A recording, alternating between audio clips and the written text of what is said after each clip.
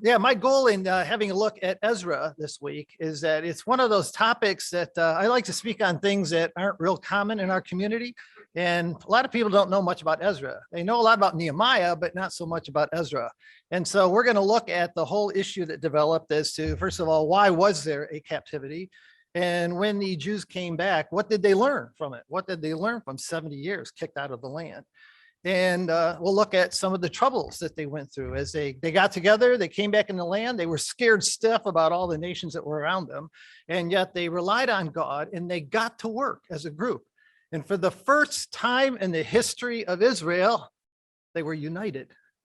And we'll look at that issue about what it costs to get unity in ecclesial life. It's an extreme heavy cost of what they had to go through before they finally appreciated one another.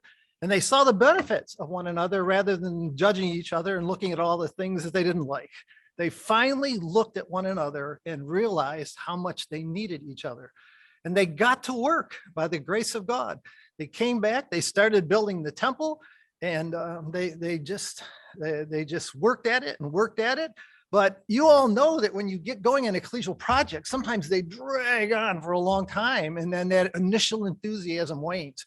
And you'll see that in these people after 15 years of working on the temple, they really lost interest. And yet God comes along and stirs up the spirit of the people through the prophets, Haggai and Zechariah, and they get the work done. And some of us may not realize that that actually takes place in the first 6 chapters of the book of Ezra, and Ezra isn't even involved. So he had to actually write about things when he wasn't even there. And then he doesn't come back until chapter 7. And when he comes back, then he prepares himself. And we'll look what Ezra did to get ready to work in the temple now that it was built.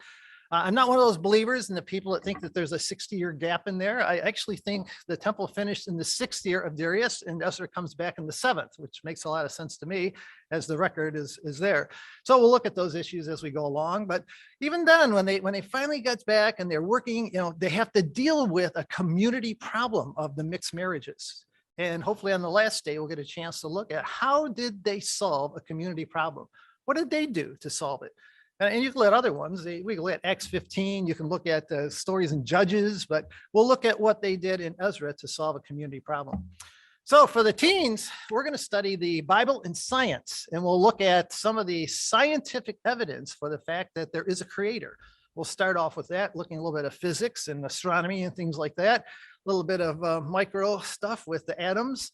And then go into a bit of stuff on biology and DNA. I taught biology for probably 25 years in AP biology, and I got to look at a lot of fun things about science, where science actually supports the Bible.